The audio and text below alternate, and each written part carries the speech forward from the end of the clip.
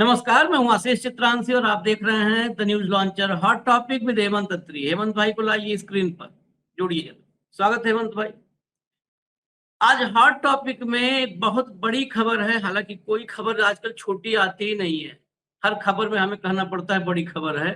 बड़ी खबर बंगाल से है। ये खबर टीएमसी के टूट फूट से नहीं है, टीएमसी और ममता बनर्जी की बर्बादी से जुड़ी नहीं है।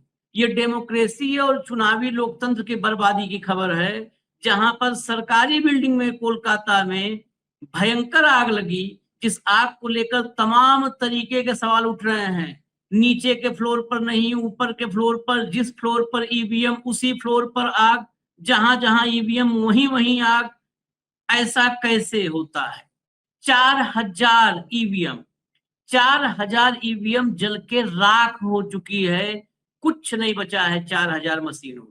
4,000 मशीनों का मतलब आप नंबर ऑफ वोट्स में इसको कैलकुलेट करिए, जरा मल्टीप्लाई कीजिए। 4,000 मशीनें कितने वोट होंगे? एक मशीन में कितने वोट डलते हैं?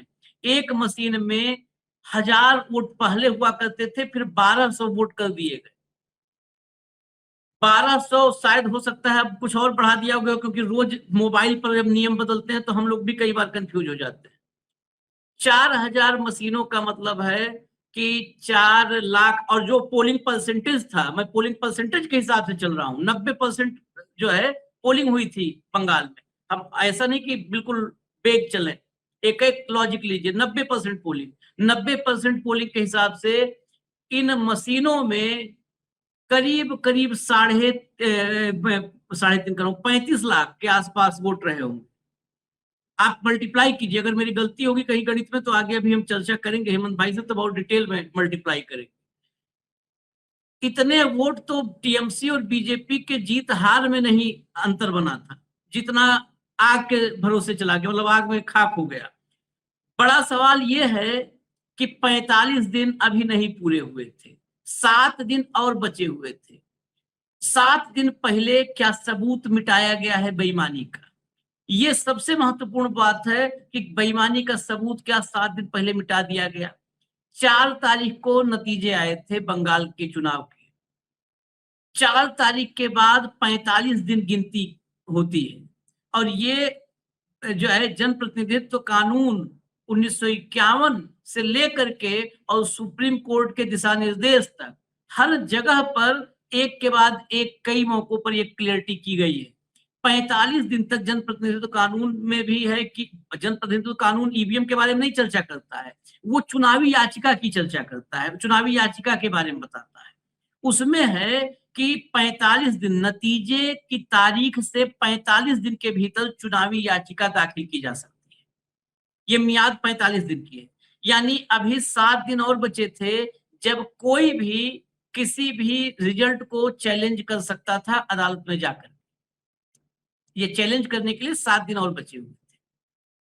अब क्या प्रोसेस है उसके साथ साथ, अगर किसी भी सीट के रिजल्ट को चैलेंज कर दिया गया तो जब तक मतलब अदालत में मामला विचाराधीन होगा तब तक उस सीट के जो ईवीएम हैं उन मशीनों को सुरक्षित रखना चुनाव आयोग की जिम्मेदारी है, दायित्व। उसके अलावा 45 दिन तक सारी मशीनों को सुरक्षित रखना होता है, क्योंकि चुनावी याचिका की मियाद 45 दिन है, तो आप उससे पहले नहीं डिस्ट्रॉय कर सकते। इतना ही नहीं, बहुत सारे देखिए कानून नियम पे कहीं खामी नहीं है।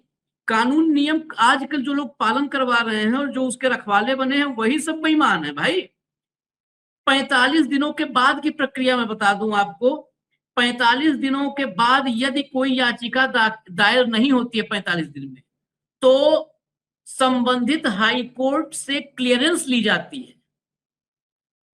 ऐसे नहीं है कि 45 दिन में नहीं हुआ और ज्ञानेश ने कहा यार कोई याचिका नहीं हुई है, तुम लोग चलो फूंक दो, डिलीट कर दो। आप संबंधित हाई कोर्ट, यानी बंगाल का चुनाव है तो कलकत्ता हाई कोर्ट से क्लियरेंस लेंगे। क्लियरेंस लेने के बाद ही इन मशीनों का अगले चुनाव या किसी भी प्रशासनिक उपयोग में इस्तेमाल तभी होगा जब हाई कोर्ट से आप 45 दिन बाद क्लियरेंस लेंगे, उसके बगैर नहीं हो सकता है। 45 दिन के भीतर की प्रक्रिया क्या है? 45 दिन में जनप्रतिनिधित्व कानून 1951 के तहत यदि किसी उम्मीदवार को चुनाव परिणाम या मतगणना पर संदेह या आपत्ति है तो नतीजे घोषित होने के 45 दिनों के भीतर संबंधित हाईकोर्ट में चुनावी याचिका दायर करता है। 45 दिनों की कानूनी अवधि पूरी नहीं हो जाती तब तक ईवीएम को खोला नहीं जा सकता, न ही उसका डेटा हटाया जा सकता है। सुप्रीम कोर्ट का नया सख्त निर्देश जो आया था पिछली बार 2024 में, हम लोग कई बार उसकी चर्चा हम हेमंत भाई किए हैं।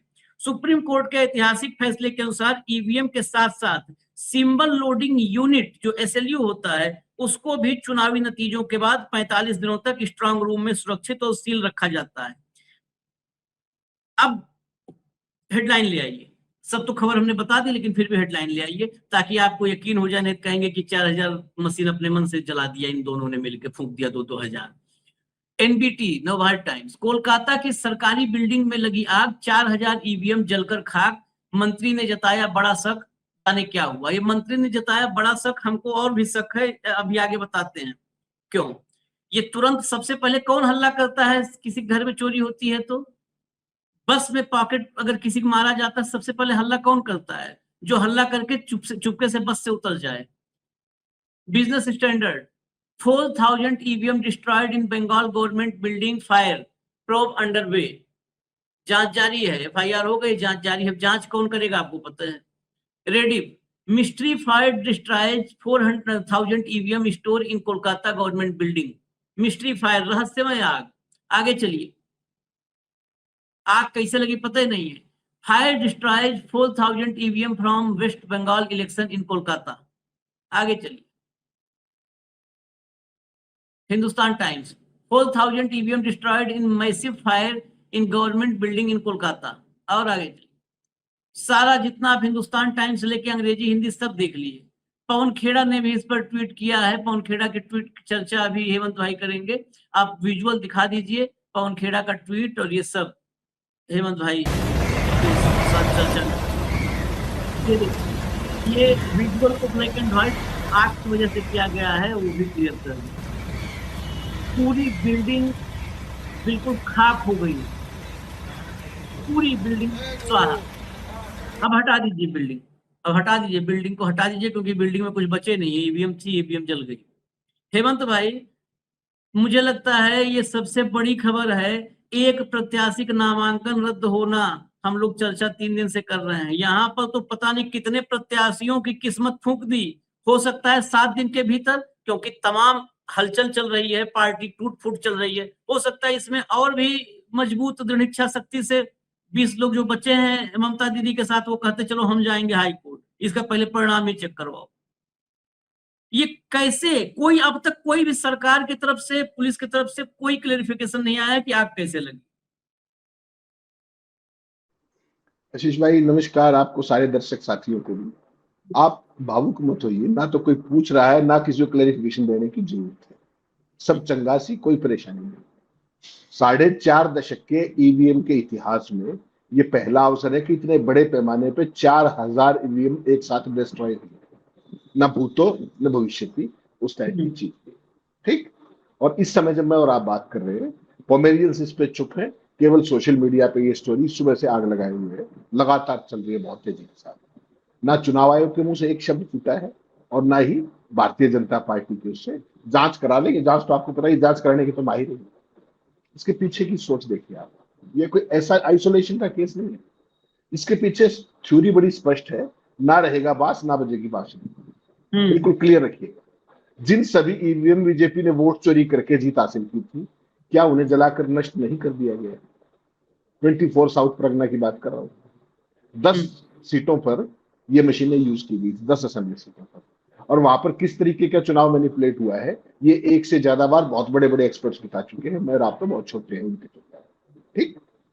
अब सवाल आशीष भाई ये है कि जो ये मंजिल थी, ये 9 मंजिल की बिल्डिंग थी, ठीक। और चर्चा क्या है कि आग लगी दूसरी तीसरी मंजिल पे और मशीनें जल गई 8वीं और 9वीं मंजिल पे। बीच की मंजिलों पर कोई आग नहीं लगी। तो आपने कभी सुना है ऐसा? आग कैसे चलती है?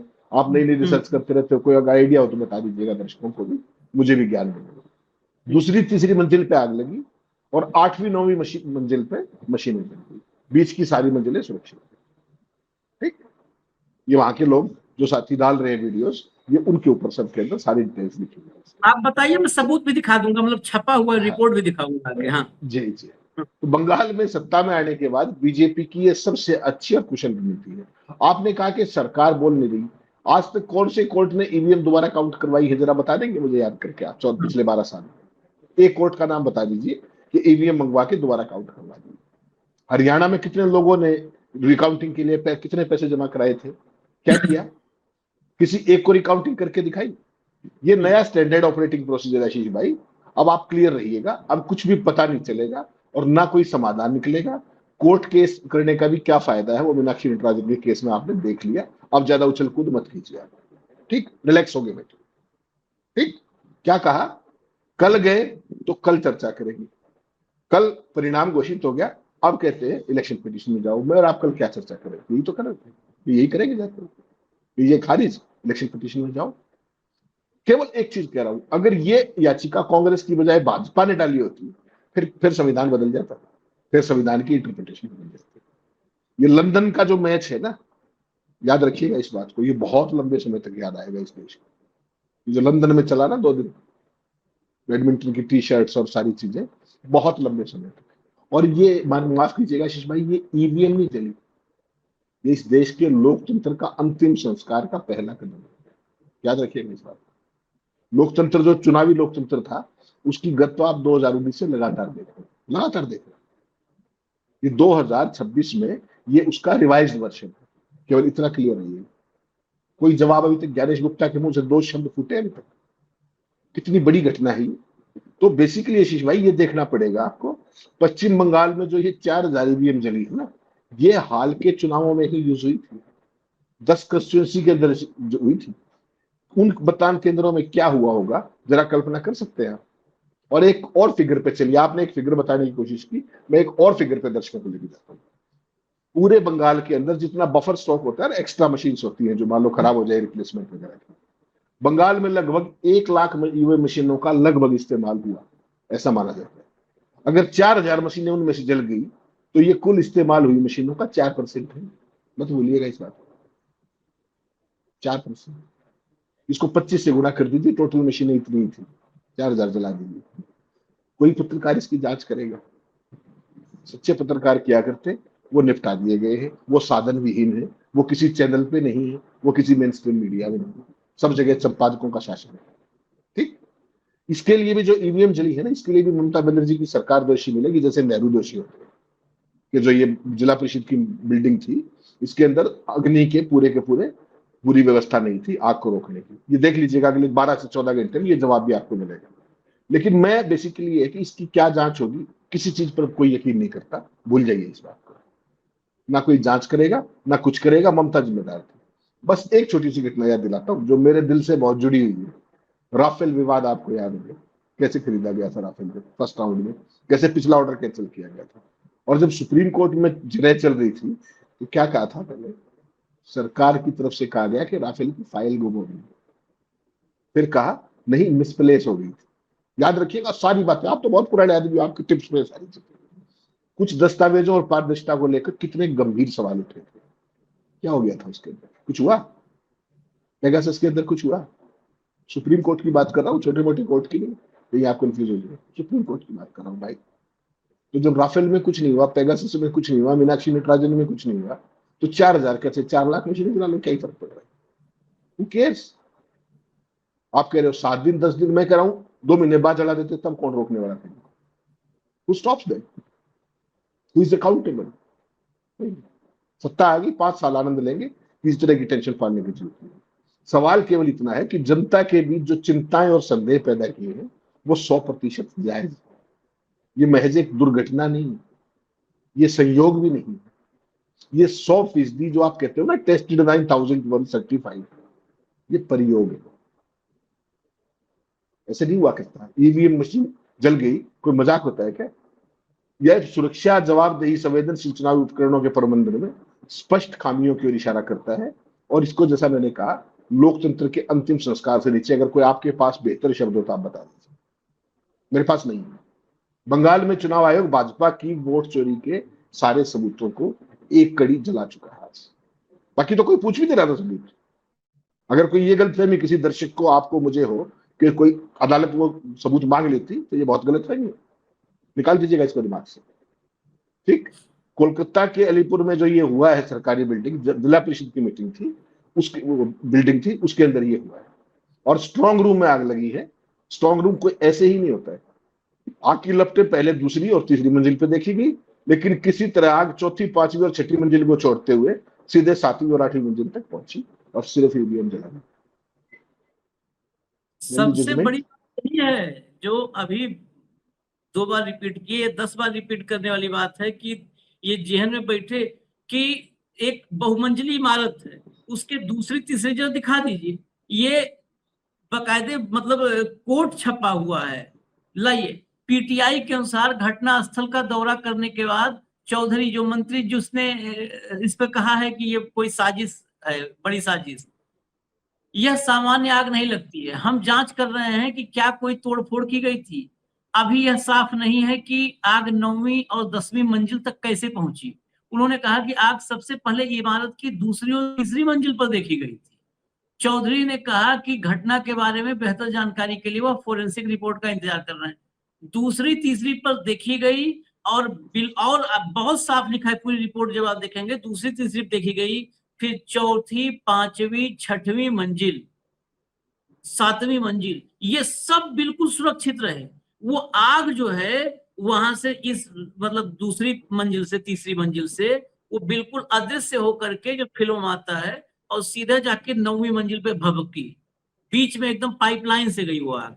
कहीं पर किसी मंजिल पर न कोई फाइल, जूता, चप्पल कुछ नहीं जला है। और आग ऐसे नहीं थी कि चलो 9वीं पहुंच गई और वहां पे भुक से एक फाइल जल गई। आग कितनी भयावह थी, आप ब्लैक एंड व्हाइट में देख रहे हैं, फिर भी ब्लैक एंड व्हाइट में भी समझ में आ जाएगी। बहुत सारे फोटोग्राफ्स हैं, कोई भी जाकर गूगल पे देख ले। इतनी भयावह आग थी जैसी आग बहुत कम अमेरिका ईरान के युद्ध में मिसाइलों के गिरने पर बहुत कम ही जगह देखी गई, उतनी भीषण आग थी। उस भीषण आग को तीसरे मंजिल से 4 मंजिल का जंप किसने करवाया? ये कला, इतना उछल कूद की कला तो इस दौर में ज्ञानेश कुमार के अलावा किसी में है नहीं भाई। है कि दूसरी मंजिल से 8वीं 9वीं कूद जाएंगे। सवाल ये भी है हेमंत भाई कि ये मंत्री हैं जो कह रहे हैं कि इसमें कोई साजिश है, जांच की जरूरत है। मैं एक ही बात में समझना चाहता हूं, इसमें साजिश कौन कर सकता है? राहुल गांधी जो कह रहे हैं कि मशीनों बेईमानी है। नेहरू नेहरू नेहरू नहीं, नेहरू कर सकते हैं मान लिया। मैं सवाल इसलिए कह रहा हूं कि ये कह रहे हैं सब ना, और कल को आप देखिएगा, आज मीनाक्षी नटराजन का नामांकन खारिज हुआ है, भाजपाई घूम घूम के चिल्ला रहे हैं और 50 पत्रकार छोटे बड़े वो कह रहे हैं कि कांग्रेस इसके लिए जिम्मेदार है। ठीक है, कांग्रेस जिम्मेदार है इसमें, कोई भाजपा की चुनाव आयोग किसी गलती नहीं, कांग्रेस जिम्मेदार है और कांग्रेस महिला विरोधी है, समझो। तो ये कुछ भी कर सकते हैं। ये सबसे पहले संदेह जता दिए कि इसमें बड़ी साजिश। कौन साजिश कर सकता है? वो राहुल गांधी जो इस मशीनों पर लगातार सवाल उठा रहा है, व्यक्ति जो इन्हीं मशीनों के लिए लड़ रहा है कि बेईमानी हो रही है, तो बेईमानी का सबूत क्यों मिटाए? अखिलेश यादव जो आदमी कहता है कि 80 की 80 सीट जीत जाऊंगा तब भी मैं इस ईवीएम पे भरोसा नहीं करूंगा, इसके खिलाफ रहूंगा, वो ममता बनर्जी जो जिसको इन्हीं मशीनों ने चरम परम लोकप्रियता आज भी मैं कहता हूं उसकी है, इन्हीं मशीनों ने खींच करके पहुंचा दिया 80 पर, सत्ता छीन ली। कौन करेगा साजिश हेमंत भाई? कौन करेगा? फाइनल आखिरी सवाल है, कौन करेगा साजिश? इसमें तो कोई तो ब्लैक एंड व्हाइट के अंदर है सारी चीजें। हारने वाला तो करेगा नहीं, या कोई हारने वाला भी करेगा। तो जो जीता है और जिसकी जीत पर तमाम सवाल उठ रहे हैं, शशि थरूर ने क्या ट्वीट किया, तमाम कॉन्स्टिट्यूशन के अंदर किस तरीके से जो वोट डाले गए, जो व्यक्ति खड़े होकर के कह रहे हैं कि मेरे पूरे परिवार ने फला पार्टी को वोट डाला और उस बूथ पर वोट डाले 6 और बूथ मिले उस बूथ पे 2। तमाम चीजें ऐसी है। शशि थरूर ने आज ट्वीट किया है, तमाम लोगों ने, वो मित्रा ने उसको रीट्वीट किया। बंगाल का पूरा चुनाव साधारण चुनाव नहीं है। पहले दिन से जिस चुनाव में जिस एसआईआर को लेकर के 3 पड़ोसी राज्यों की जुडिशरी को इन्वॉल्व कर दिया गया, आप उसको हल्का काम मान रहे क्या? जिन परिस्थितियों में बिहार के अंदर चुनाव किया गया, बिहार का करा के देख लीजिए। ये चुनाव थोड़ी आशीष भाई, ये तो वोटर सिलेक्शन है और डेटा मैनिपुलेशन। सिंपल सी बात रखिए ना इसको। वोटर सिलेक्शन कौन इस तरह का चुनाव कहां पे होता है? चाइना के अंदर होता है चुनाव, जब सरकार वोटर चयन करती है, ठीक। और यहां पर मोदी जी ने वो ले लिया, क्योंकि चाइनीज कम्युनिस्ट पार्टी तो आपको पता ही, पिछले दिनों बैठे थे, मुलाकातें की थी, सारी चीजें हुई थी। तो कुल मिलाकर के जो ओवरऑल परिस्थितियां है ना, कौन करेगा क्या करेगा, ये तो सवाल ही नहीं है। इसमें अल्टीमेटली जब इसकी जांच होगी, तो मैं आपको आज इसका परिणाम बता देता हूं कि ममता बनर्जी सरकार ने जो ये जिला परिषद की मीटिंग थी, बिल्डिंग थी, इसमें फायर के प्रॉपर इंतजाम नहीं किए, इसलिए आ गया। छुट्टी, जय हिंद जय भारत। और ज्ञानेश गुप्ता से 2 सवाल 2 लाइन पूछ के दिखा दीजिएगा, इसका जवाब कभी आ जाए वो बता दीजिएगा, इसकी कभी फाइंडिंग आ जाए तो बता दीजिएगा। ये सारे का सारा सिस्टम जिसको आप बोलते हैं, वो जवाबदेही मुक्त, सवाल मुक्त, जवाब मुक्त, और किसी भी तरीके की न्यायपालिका से अगर आप उम्मीद करते हैं तो केवल मैं उस पर नासमझी कह सकता हूं, इसके अलावा कुछ नहीं। खासतौर पर जो ये दिल्ली में जो कुछ सुप्रीम कोर्ट के अंदर जो कल हुआ, जो आज हुआ, अब आप लकीर पीटते रहिए, कुछ नहीं होने वाला। ये चीजें अब बिल्कुल जनरलाइज कर दी गई हैं, सब चंगासी कर दिया गया है। अब लड़ाई केवल एक है, गांधी की लड़ाई, सड़कों पर आओ अहिंसा के साथ और इनको आईना दिखाओ, इसके अलावा कोई परिस्थिति बची नहीं। आप तो इसकी बात कर रहे हैं बंगाल की, आपने तो महाराष्ट्र का भाव कितनी बार बताते हैं यार। एक चीज बताओ मुझे, छोड़ो ये में हम सब कुछ छोड़ो, एक गांव के लोग ये कहते हैं कि हमने आशीष चितरंशी को इतने वोट डाले, ठीक, और आशीष चितरंशी के वोट उसमें से गए, तो वो अपना कमिटमेंट दिखाने के लिए कहते हैं कि साहब हम अपने लेवल पे, उसका कोई रेलेवेंस नहीं किसी भी तरीके का, हम एक मॉक ड्रिल करके देखेंगे, सारा गांव वोट डालेंगे जिन्होंने पहले डाले। भाई साहब पैरामिलिट्री लगा दी चुनाव, भूल गया? अगर कोई गांव अपनी तसल्ली के लिए मॉक पोल कर रहा है, वहां पैरामिलिट्री क्या करेगी और क्यों करेगी और क्यों लगाई? आप समझिएगा, ये है वो इनबिल्ट फियर, ये फटेगा जरूर, किसी दिन जरूर सड़कों पे बाहर आएगा। 19 की भी कहानी बाहर आएगी, 24 की भी बाहर आएगी, SIR की कहानी सबके साथ। ये चुनाव नहीं है मेरे भाई, ये चैन, ये सत्ता पर कब्जा है। बाहर आएगी तो क्या हुआ, बैडमिंटन से मार के उसको फिर अंदर कर दिया जाएगा, बाहर आएगी तो। एक कहावत है हम लोग के यहाँ देसी, कि जबरा मारे रोवे न दे। जबरा मतलब जबर आदमी जो मजबूत हो जाता है, अहंकारी, वो मारता है तो रोने नहीं देता है। तो वैसे ही है कि अभी जबरा मार नहीं रहा है, अभी जबरा बेईमानी कर रहा है और बताने भी नहीं दे रहा है। अब बताइए, आप कह रहे हैं कि ममता बनर्जी की जिम्मेदार ठहरा देंगे, ममता बनर्जी की जिम्मेदार ठहरा देंगे, लेकिन मेरा एक सवाल तब भी रहेगा, सवाल तो कर सकते हैं ना, जितने दिन कर पा रहे हैं, एक सवाल तब भी रहेगा, ममता बनर्जी ने उस बिल्डिंग में जो है जंपिंग फायर की कौन सी व्यवस्था की थी? फायर फाइटिंग की नहीं थी, लेकिन जंपिंग फायर की कौन सी व्यवस्था कर दी थी कि आग कूद कूद के लगेगी, 2-2 मंजिल कूद के जंप मार जाएगी, है? ऐसी कौन सी व्यवस्था कर दी थी? और उससे ज्यादा संदेह सबसे पहले होता है, इसमें साजिश का एंगल लाया कौन? मंत्री जी तत्काल कहे, मतलब कोई और कहे, हेमंत अत्री कहे, कोई और कहे, ममता बनर्जी बोले, अभिषेक बनर्जी बोले, कल्याण बनर्जी बोले, कीर्ति आजाद बोले, महुआ मोइत्रा बोले, उससे पहले मंत्री ने कह दिया कोई साजिश है, इसको जांच करना पड़ेगा। भाई ये फॉर्मूला, आप तो दिल्ली के बगल में रहे हो, हम लोग के यहाँ तो कम था ये फॉर्मूला, मैं दिल्ली में ही ज्यादा देखा। जब दिल्ली हम आए तो उस जमाने में DTC की जो है ये इसी बसें नहीं तो रेड लाइन ब्लू लाइन चलती थी, तो रेड लाइन ब्लू लाइन में खूब पॉकेटमारी होती थी। तो बस में एकाएक हल्ला, बस में चढ़े पीछे से एकाएक हल्ला होता था, मतलब चोर चोर पॉकेट मारा। और पता चलता था, कभी मैंने देखा नहीं कि जो जहां पर सब गुत्थम गुत्था हो गया, कभी पॉकेट मार नहीं पकड़ा गया। बाद में कंडक्टर वगैरह कहते थे अरे जो हल्ला किया था चोर चोर चोर पॉकेट मारा गया, वही तो उतर गया है पॉकेट मार के। तो बस इससे ज्यादा क्या बताना है, इसमें सब कुछ साफ है। इजाजत दीजिए हमें। धन्यवाद हेमंत भाई। धन्यवाद क्या दें, किस चीज के लिए दें? वही लोकतंत्र के अंतिम संस्कार के लिए, चलो उसी के लिए धन्यवाद सही। धन्यवाद, आते हैं फिर, खबरें तो बतानी जिम्मेदारी है, बताई जाएगी। नमस्कार।